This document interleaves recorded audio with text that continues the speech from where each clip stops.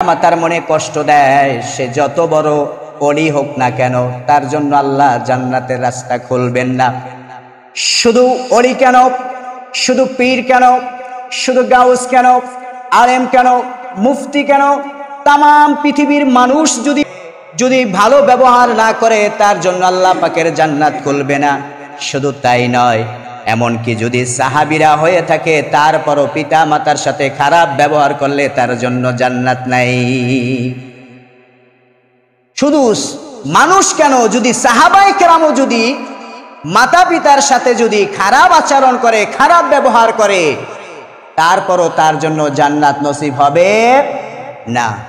হাদিসের ভিতরে আল্লাহর নবী, বিশ্ব নবী হাদিসের ভিতরে উল্লেখ করেছেন, আল্লাহর নবীর একজন সবচাইতে ঘনিষ্ঠ একজন সাহাবী হযরতে আলকামা রাদিয়াল্লাহু তাআলা আনহু বিশ্ব নবীর একজন ঘনিষ্ঠ সাহাবী ছিলেন, অনেক মহব্বতের সাহাবী। আল্লাহর নবী বলেছেন, সাহাবীরা দুনিয়ার ভিতরে জান্নাতের সার্টিফিকেট পেয়েছে। এমন একজন সাহাবী হলেন হযরতে আলকামা। কে? হযরতে আলকামা রাদিয়াল্লাহু তাআলা আনহু। তিনি বিশ্ব নবীর একজন ঘনিষ্ঠ সাহাবী ছিলেন। এই আলকামা যখন মৃত্যুর সময় ঘনিয়ে আসলেন, তার স্ত্রী তাকে কালেমা পড়ার জন্য বহু চেষ্টা করেছেন। কোন পর্যায়ে তিনি কালেমা পড়াতে পারতেছেন না আলকামাকে। অথচ আলকামাকে বিশ্বনবীর একজন সাহাবী। কে? বিশ্বনবীর একজন সাহাবী আলকামা, ঘনিষ্ঠ একজন সাহাবী, রসুলের দরবারে আসে এবং যায়, এরকম একজন সাহাবী। এই সাহাবীর যখন মৃত্যুর সময় আসলো, তার স্ত্রী বহু চেষ্টা করেছেন তাকে কালেমা নসিব করানোর জন্য।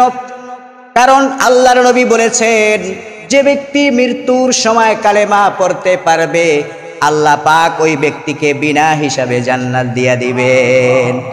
এই জন্য আলকামার স্ত্রী চাচ্ছে তার স্বামীকে সর্বশেষ অবস্থায় কালেমা পড়িয়ে দিবেন।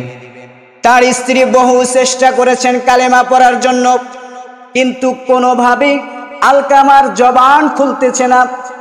অনেক চেষ্টা করার পরও আলকামার জবান খুলতেছে না। এমন সময় তার স্ত্রী নিরুপায় হয়ে বিশ্বনবীর কাছে সংবাদ দিলেন, বিশ্বনবীর কাছে দূত পাঠালেন, ইয়া রাসূলুল্লাহ, আমার স্বামী আলকামা মৃত্যুর সময় ঘনিয়ে আসছে, আমি তাকে কালেমা পড়াতে চাই। শুধুমাত্র আমার চোখ দিয়ে আমার চেহারার দিকে তাকিয়ে আছে, জবান দ্বারা কোনো কিছু বলে না। বিশ্বনবী চিন্তা করলে লাগলেন, যেহেতু আলকামা একজন বিশ্বনবীর ঘনিষ্ঠ সাহাবী, এই জন্য বিশ্বনবী আলকামা কালেমা না পড়ার কারণে বিশ্বনবী সাথে সাথে বেলালকে ডাক দিলেন, ওসমানকে ডাক দিলেন, আলীকে ডাক দিলেন। ডাক দিয়া বলতেছে, তোমরা তাড়াতাড়ি আলকামার বাড়িতে যাও।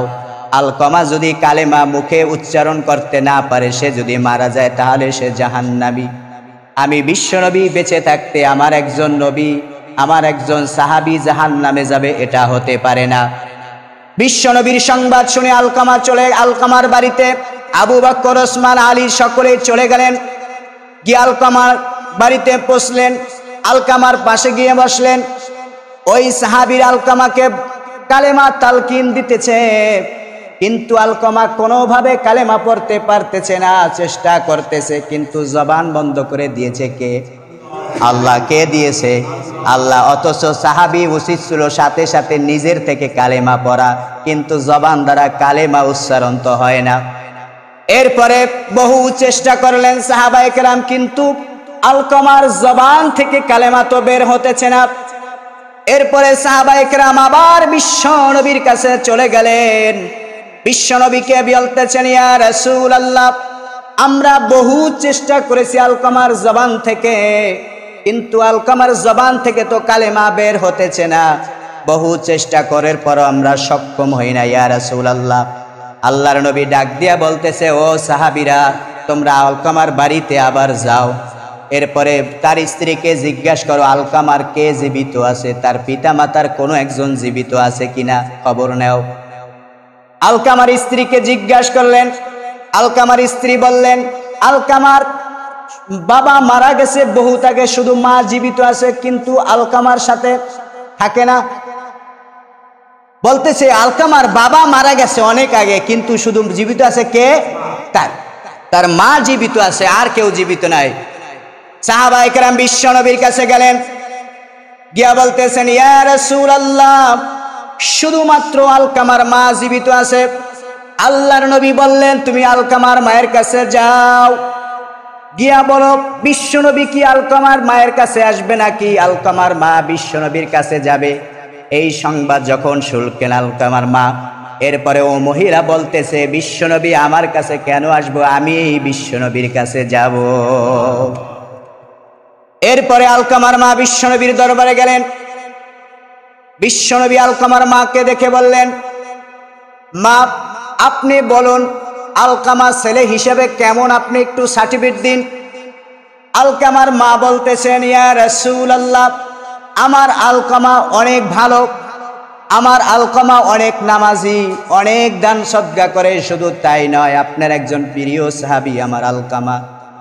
ইয়া রাসূলুল্লাহ, আলকামা নামাজও পড়ে, রোজাও রাখে, সব করে, কিন্তু আলকামা মানুষ হিসাবে ভালো, কিন্তু আমি মা তার প্রতি সন্তুষ্ট নয়। এরপরে বিশ্বনবী বললেন, মা তুমি আলকামার প্রতি সন্তুষ্ট হয়ে যাও, রাজি হয়ে যাও। এরপরে ওই মহিলা তার শরীরের কাপড় কিছু অংশ উঠিয়ে বিশ্বনবীকে কিছু চিহ্ন দেখালেন। এরপরে বলতেছেন, ইয়া রাসূলুল্লাহ, এই যে আলকামা আমাকে প্রহার করেছে, আমাকে মেরেছে, এই দাগ আমার গায়ে আজকে লেগে আছে। বিশ্বনবী তার মায়ের এরকম প্রহার দাগ দেখে বিশ্বনবী সাহাবীদেরকে বললেন, ও সাহাবীরা, তোমরা কিছু লার্কি একত্রিত করো। বিশ্বনবীর কথা শুনে সাহাবায়ে কেরাম লার্কি একত্রিত করলেন। এরপরে বিশ্বনবী বললেন, তাতে আগুন ধরিয়ে দাও। এরপরে আগুন ধরালেন। মায়ের সামনে আলকামাকে আগুনের ভিতরে যখন ফেলতে নিলেন, সাথে সাথে মা বলতেছেন, ইয়া রাসূলুল্লাহ, আমি আলকামাকে অনেক ভালোবাসি, আলকামা যেহেতু আমার সন্তান, আমি আলকামাকে ছোট থেকে আমি বড় করেছি, ভালোবেসেছি, মহব্বত করেছি। যদিও আলকামা আমাকে প্রহার করেছে, মেরেছে, কিন্তু আমি মায়ের সামনে আলকামাকে আগুনের ভিতরে ফেলে দিবেন, ইয়া রাসূলুল্লাহ, এটা আমি চাই না। আমার মায়ের সামনে আমার সন্তান আগুনের ভিতরে যাক, আমি মা এটা চাই না। এরপরে বিশ্বনবীর সামনে আলকামার মা বললেন, ইয়া রাসূলুল্লাহ, আমি আমার সন্তানের প্রতি এখন খুশি হয়েছি, সন্তুষ্ট হয়েছি।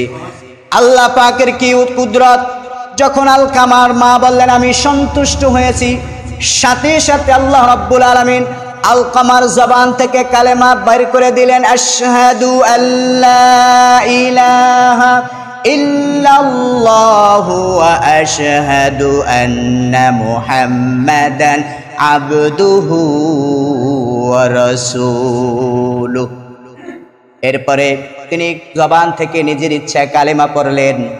কালেমা পড়ার সাথে সাথে তার দেহ থেকে প্রাণটা চলে গেলেন। আল্লাহর নবী বললেন, তার মা যখন সন্তুষ্ট হয়েছে, আল্লাহ পাক তার জবান থেকে কালেমা বের করে তাকে জান্নাতবাসী করেছেন। সুতরাং এখন আপনারা বলেন, পৃথিবীর মধ্যে বর্তমানে 99% সন্তানরা তার পিতা মাতার সাথে অসৎ ব্যবহার করে, সৎ ব্যবহার করে না, পিতা মাতাকে গালি দেয়, পিতা মাতার সাথে খারাপ আচরণ করে। কিন্তু পিতামাতা আজকে সন্তানের প্রতি পিতামাতা সন্তুষ্ট না, পিতামাতা আবার সন্তানের প্রতি পিতামাতা অসন্তুষ্ট না, ঠিক কিনা? এই জন্য আজকে পরিবারের ভিতরে অনেক ইনকাম হয়, তারপরে কোনো সংসারে বরকত নাই, ঠিক কিনা? সংসারে কোনো বরকত নাই। সংসারে আজকে অনেক টাকা কামায়, কিন্তু সংসারে কোনো বরকত নাই। সন্তানরা যখন বিবাহ করে তখন পিতামাতার থেকে আলাদা হয়ে যায়, ঠিক কিনা? বলেন, আলাদা হয় কিনা? আলাদা হয়ে যায়। পিতামাতাকে খাওয়ায় না, পিতামাতাকে খাওয়াইলে তার টাকা কমে যাবে, এই জন্য খাওয়ায় না, ঠিক কিনা? অথচ পিতামাতাকে যদি খাওয়ায় এবং পড়ায়, সেই টাকার ভিতরে বরকত দিবেন কে? আল্লাহ। সুতরাং পিতামাতার সাথে খারাপ ব্যবহার করা যাবে না। পিতামাতার সাথে খারাপ ব্যবহার করলে আল্লাহ রাব্বুল আলামিন তার ভয়ানক পরিণতি করে দেন। আজকে 50-60 হাজার টাকা পেয়েও পিতা মাতাকে খাওয়াইতে পারে না, এরকম আছে না নাই বলেন? আছে না? আছে। কিন্তু আমরা হুজুররা দেখেন 6,000 টাকা বেতন পাই, তারপরও আলহামদুলিল্লাহ কোনোদিন পিতা মাতাকে বলি নাই যে তোমাকে খাওয়াইতে পারবো না, বরং এটাই বলি যতদিন পর্যন্ত তোমরা আসো ততদিন পর্যন্ত আমরা যাই বেতন পাই না কেন, আমরা যা খাই তোমাদেরকে তাই খাওয়াবো। বলেন এর দ্বারা কি পিতা মাতা দোয়া করে না বরদোয়া করে? বলেন দোয়া করে না বরদোয়া করে? এই পিতা মাতার দোয়ার কারণেই আজকে আমরা এই পর্যন্ত টিকে আসি। আজ পর্যন্ত পিতা মাতার সাথে কোনোদিন ধমক দিয়ে কথা বলি না। আজকেও যদি পিতা মাতা কোনো কথা বলে সেই কথা ফালানোর মতো আমি হুজুর কোনো যোগ্যতা এখন তৈরি রাখি না। আমার পিতা মাতা যে শিক্ষিত হোক না কেন, যাই হোক না কেন, কারণ আমি আমার পিতা মাতাকে ভালোবাসি, মহব্বত করি। কারণ পিতা মাতাকে ভালো এবং মহব্বত করতে বলেছেন কে? আল্লাহ স্বয়ং বলেছেন। কারণ যেই সন্তানের প্রতি পিতা মাতার দোয়া থাকবে সেই সন্তানকে শুধু তামাম পৃথিবীর মানুষ নয় বরং তাকে ভালোবাসেন কে? আল্লাহ। এই জন্য আল্লাহ রাব্বুল আলামিন কোরআনে কারীমের ভিতরে স্বয়ং তিনি প্রত্যেকটা সন্তানকে, প্রত্যেকটা মানুষকে তিনি পিতা মাতাকে ভালোবাসতে বলেছেন, মহব্বত করতে বলেছেন। তাহলে একটা সন্তানের প্রতি জীবন দশায় পিতা মাতার 7টি হক। কয়টা হক জোরে বলেন? 7টি। কয়টা? 7টি হক। আপনারা বলতে পারবেন? কেউ বলেন? বলতে পারবেন না, তাহলে কিভাবে মানবেন? অথচ অনেকে করে, অনেকে পিতা মাতাকে ভালোবাসে, মহব্বত করে। 1 নম্বর হলো আজমত করা। কি করা? আজমত। পিতা মাতাকে সম্মান করা। কি করা? সম্মান করা। পিতা মাতা যেখানে কথা বলবে সেখানে আপনার যত বড় আপনি প্রেসিডেন্ট হন সেখানে আপনার কথা বলার যোগ্যতা নাই, কারণ আপনি তো তার কারণেই তো পৃথিবী দেখছেন। এই জন্য 1 নম্বর হলো পিতা মাতাকে কি করা? সম্মান করা। 2 নম্বর হলো পিতা মাতাকে মহব্বত করা, ভালোবাসা। কি করা? ভালোবাসা, মহব্বত করা। 3 নম্বর হলো ইতাআত, অনুসরণ করা। কি করা? অনুসরণ করা পিতা মাতাকে, অনুগত্য করা, পিতা মাতার কথা শোনা, এটাকে বলে অনুগত্য। পিতা মাতা যে কথা বলে সে কথাকে যতটুকু সম্ভব সেই কথার প্রতি মেনে চলা। নাম্বার 4 পিতা মাতার খেদমত করা। কি করা? খেদমত করা। নাম্বার 5 পিতা মাতার প্রয়োজনটা দেখা। প্রয়োজনটা কি? দেখা। নাম্বার 6 পিতা মাতার আরাম আয়েশের জন্য চিন্তা করা। কি করা? চিন্তা করা। নাম্বার 7 দূর দূরান্ত থাকলে মাঝে মাঝে এসে পিতা মাতার সাথে দেখা এবং সাক্ষাৎ করা।